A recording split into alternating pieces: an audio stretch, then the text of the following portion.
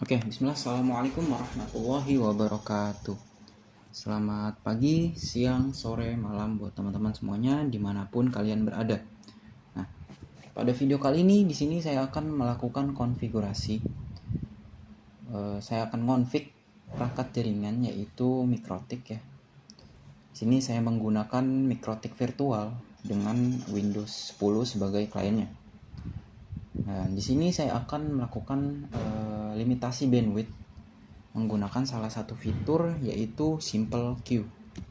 Nah, jadi Simple Queue ini adalah fitur yang ada pada Mikrotik untuk memanajemen bandwidth yang digunakan untuk membatasi atau mengalokasikan bandwidth secara sederhana pada jaringan lokal kita. Jadi dengan Simple Queue ini kita bisa mengatur jumlah maksimum bandwidth yang bisa digunakan oleh satu atau beberapa user yang ada pada jaringan kita. Kita bisa mengaturnya berdasarkan IP address, interface, atau traffic tertentu. Jadi fungsinya ini yang pertama tentunya untuk membatasi bandwidth ya. Jadi supaya nggak terjadi ketimpangan. Misalnya ada satu user yang menggunakan bandwidth untuk download Steam misalnya. Nah itu bisa memberatkan trafficnya ya untuk dia. Jadi nanti ada user yang malah nggak dapet bandwidth sama sekali karena bandwidthnya dimakan sama dia. Jadi Simple Queue ini untuk mengatasi permasalahan tersebut. Kemudian untuk mengelola prioritas traffic. Jadi dengan Simple Queue ini kita bisa memberikan prioritas yang lebih tinggi pada jenis traffic yang ingin kita setting. Misalnya untuk VoIP. Untuk VoIP kita pengen ngatur supaya lebih tinggi trafficnya. Nah itu bisa dengan Simple Queue ini. Kemudian juga untuk quality of service. Jadi kita bisa menjamin kualitas layanan jaringan kita dengan mengatur alokasi bandwidth berdasarkan kebutuhannya. Dan juga kita bisa memonitoring penggunaannya. Jadi kita bisa memantau penggunaan bandwidth dari si klien secara real time pada Simple Queue. Oke. Kemudian sebelum memulai konfigurasi limitasi bandwidth menggunakan Simple Queue ya, teman-teman, pastiin klien kalian itu sudah terhubung ke internet ya, dengan melakukan konfigurasi dasar. Nah, di bagian DHCP klien pastiin kalian sudah merequest IP address, pastiin udah bound statusnya. Kalian udah dapat IP address dari interface yang terhubung ke internet ya. Nah, di sini statusnya udah bound. Kemudian kalian juga pastiin di bagian IP DNS itu kalian sudah dapat dynamic server dari DHCP client, dan kalian bisa juga tambahkan server. Di sini saya pakai server Google ya, 8888. Nah, ini jadi dia bakal menerjemahkan IP address alamat domain jadi IP addressnya menggunakan server Google. Kemudian di bagian IP address, nah pastiin kalian udah nambahin IP address buat yang terhubung ke klien. Nah ini akan dijadikan sebagai default gateway-nya nih. Sini saya pakai IP address 192.168.10.1 dengan prefixnya /24.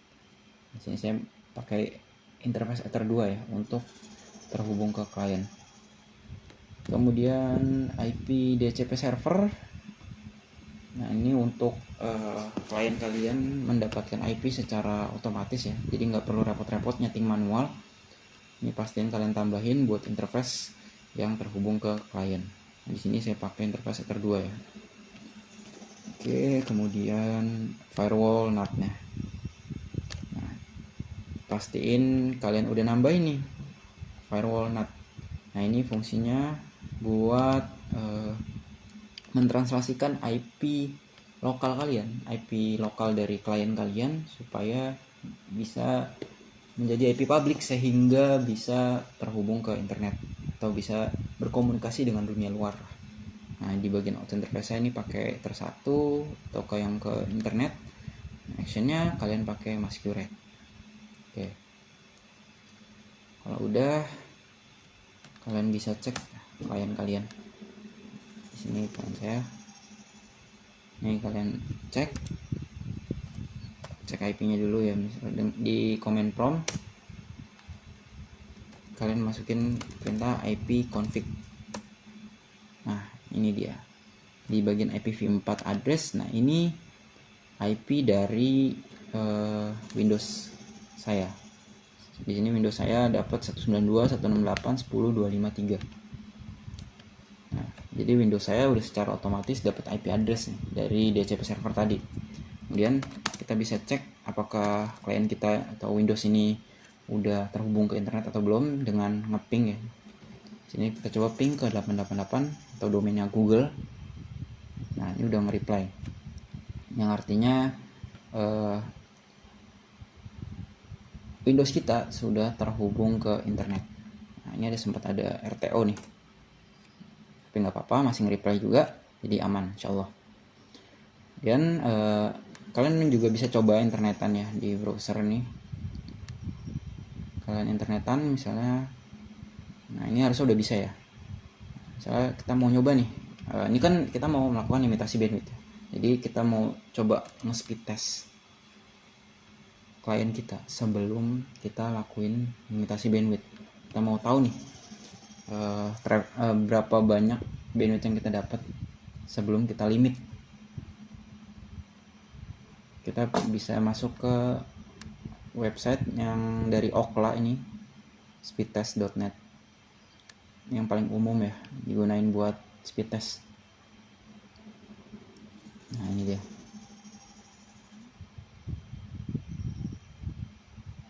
Ini bisa kita mulai proses speed testnya. Kita klik di bagian go ini.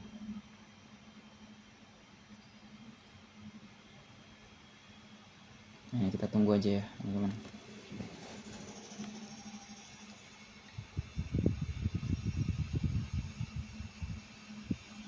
Ini kita tunggu sampai proses speed testnya selesai.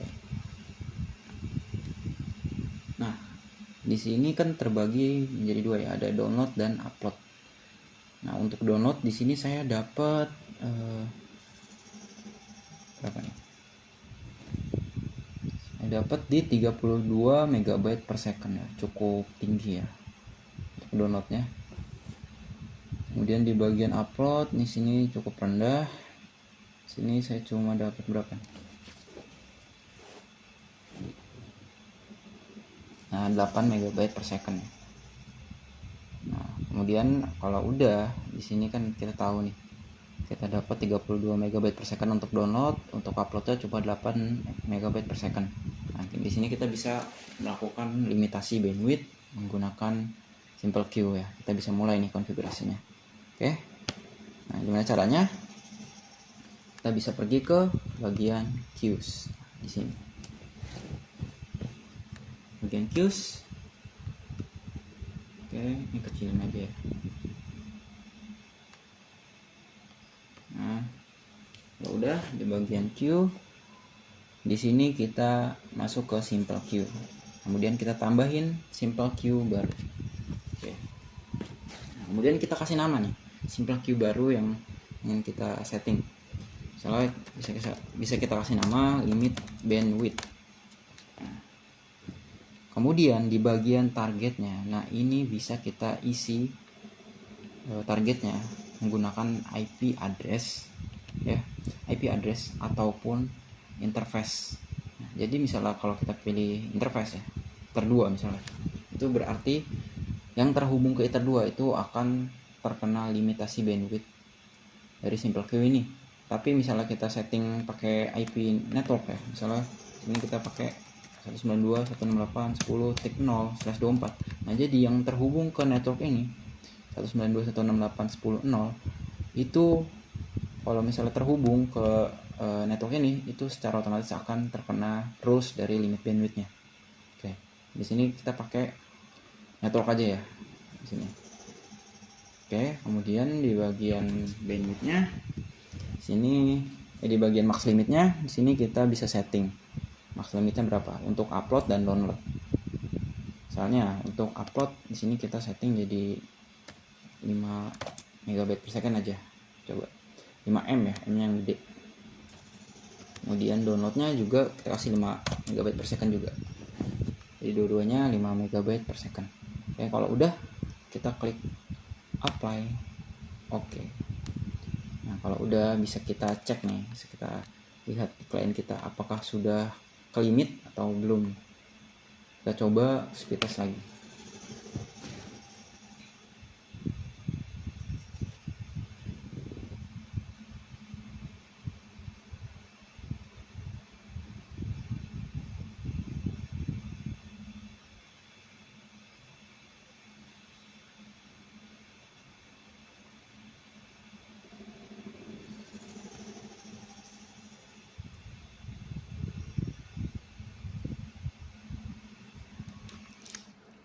Nah, bisa dilihat ya untuk downloadnya di sini kita dapat di 4,76 MB per second, yang artinya dia nggak tembus ke 5 MB ya, karena ketahan gitu.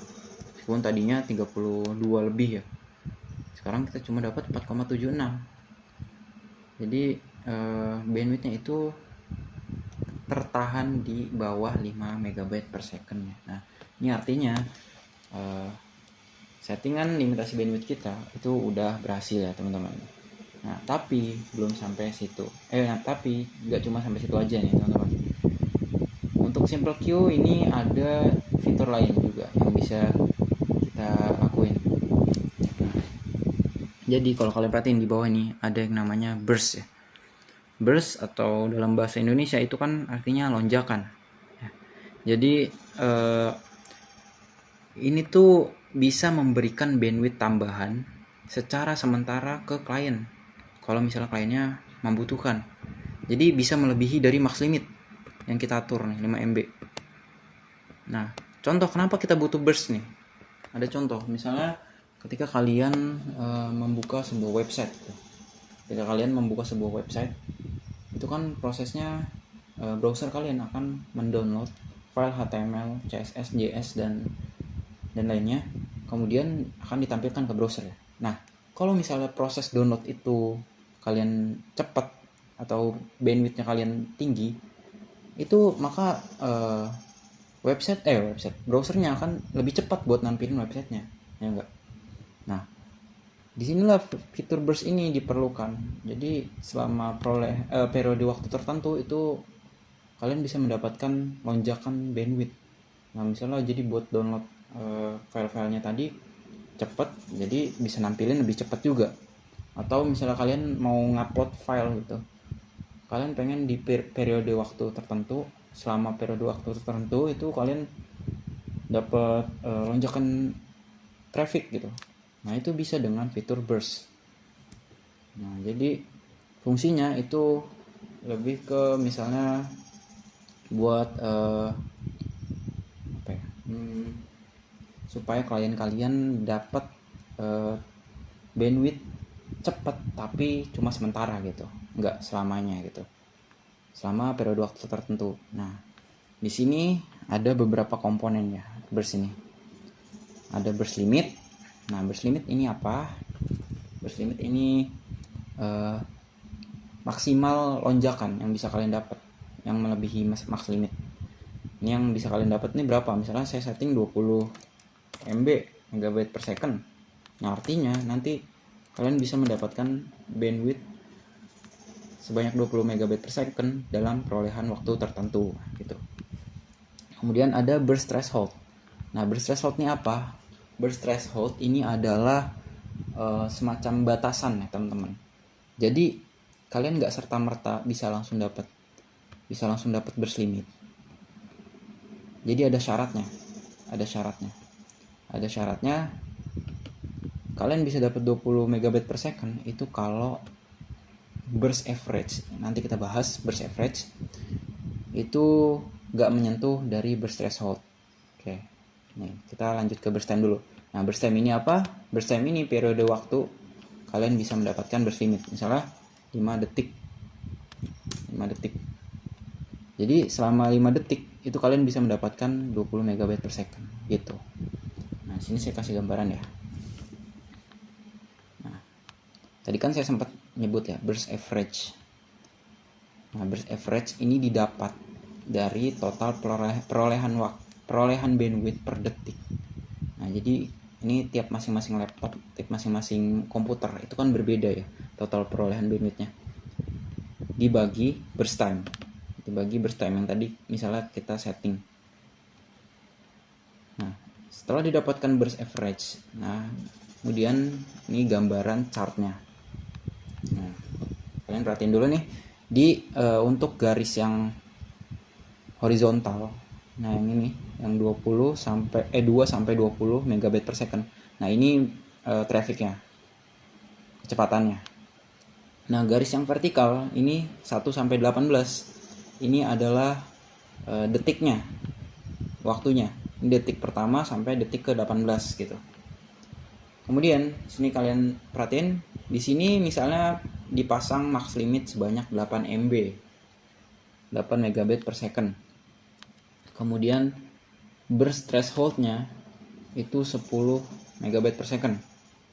Kemudian burst limitnya 20 ya, kalau kalian perhatiin nih, 20 megabit per second.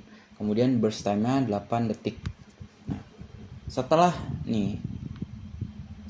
didapatkan ya burst average-nya dengan perhitungan ini, total perolehan bandwidth per detik dibagi burst time, dibagi 8 detik. Nah, ini terus didapatkan burst average ya. Nah, burst average-nya yang ini yang mana? Yang bar warna biru tua, yang di belakang nih, biru tua. Nah, kalau yang biru ini, yang biru muda, ini bandwidth yang kalian dapat, traffic yang kalian dapat. Kita fokus dulu ke yang warna biru tua atau burst average ya. Burst average-nya ini dapat sebanyak 2 megabit per second lebih lah nih. 2 MB per 2,2 lah, 2,2 megabit per second. Di detik pertama itu dapat 2,2. Kemudian di detik kedua naik ya. Jadi setiap detiknya itu naik ya, burst average itu. Detik pertama sampai detik keempat terus naik.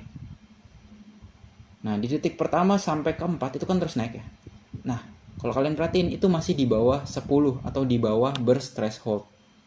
Nah, selama masih di bawah burst threshold, kalian bisa perhatiin di sini kalian mendapatkan kecepatan jaringan melebihi max limit atau sebanyak burst limit, yaitu 20 megabit per second. Nah, jadi syarat untuk mendapatkan burst limit itu adalah kalian burst average-nya harus di bawah dari burst threshold. Jadi harus di bawah burst threshold, burst average-nya. Nah, ketika burst average-nya udah naik melebihi burst threshold, itu secara otomatis bandwidth kalian akan turun lagi nih. Ketahan lagi di max limit. Nah, di sini di detik ke-5. Di detik ke-5 kan turun lagi tuh. Yang tadinya 20 megabit per second nih kalian dapat bandwidth. Kemudian turun ke 8 megabit per second karena burst average-nya udah melewati dari burst threshold. Oke. Kemudian turun. Ini burst average-nya juga turun dan mulai naik lagi. Nah, ini mulai dapat lagi burst limit ya, teman-teman. Di detik ke-14.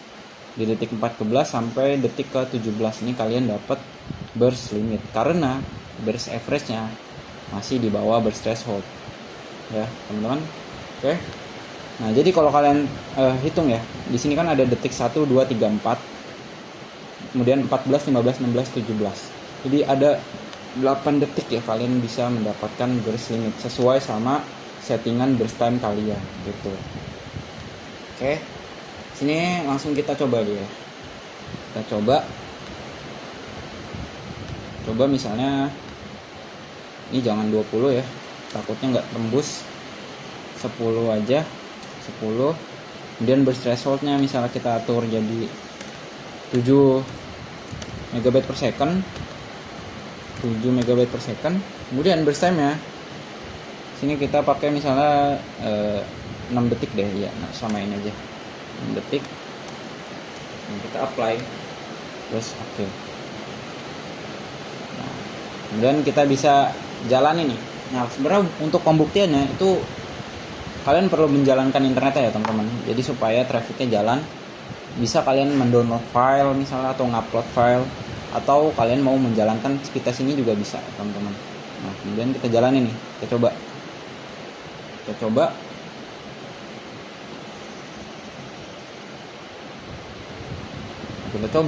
jadi konsepnya, jadi pas kita coba ini bandwidthnya itu bisa menembus. Nah ini misalnya nih di detik-detik awal itu kalian bisa tembus tuh 10 MB per second. Kemudian nanti setelah burst average-nya turun, itu baru bandwidth kalian ketahan lagi di max limit. Nah ini di sini, ini karena bandwidth-nya udah turun tuh, jadi ketahan lagi ke 5 MB per second tuh, gitu teman-teman. Nah misalnya ini juga nih, ini tadinya dapat burst limit, kemudian ketahan lagi di 5 MB karena burst average-nya udah naik di atas burst threshold, gitu teman-teman. Untuk melihat di bagian ini ya, ada di statistik. Nah di sini kalian klik di bagian statistik. Nah di sini bisa kelihatan nih average rate-nya. Nah ini harus sambil dijalani ya teman-teman, harus sambil di, misalnya kalian speed test ya, kalian speed test.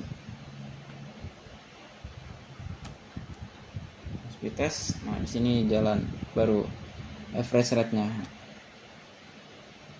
buat upload dan download.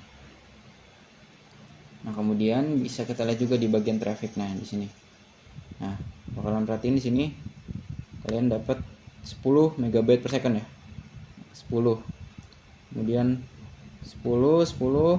Nah di sini turun lagi nih, diturun lagi jadi 5 megabyte karena burst average-nya udah menyentuh atau melebihi dari burst threshold. Kemudian kalian dapat lagi ya kan, kalian dapat lagi di sini 10 megabyte per second atau dapat burst limit lagi, kemudian nanti turun lagi karena burst threshold-nya udah menyentuh, burst average-nya udah menyentuh burst threshold. Jadi selama ini nih, jadi ada 1, 2, 3, 4, 5, 6. Jadi selama 6 detik ya, tadi kan kita aturnya 6 detik, kita bisa mendapatkan burst limit selama 6 detik gitu teman-teman. Oke, mungkin untuk materi ini cuma segitu aja ya teman-teman. Saya mohon maaf apabila penjelasan saya kurang jelas ya, karena ini materinya cukup rumit ya buat pemahamannya. Tapi saya harap teman-teman bisa memahaminya, insyaallah. Oke, mungkin segitu aja ya untuk video kali ini. Apabila teman-teman ada yang kurang jelas atau ingin ditanyakan tuh boleh langsung ditanyakan di deskripsi video, di komen video. Oke, mungkin segitu aja ya video kali ini. Kurang lebihnya mohon maaf. Wassalamualaikum warahmatullahi wabarakatuh.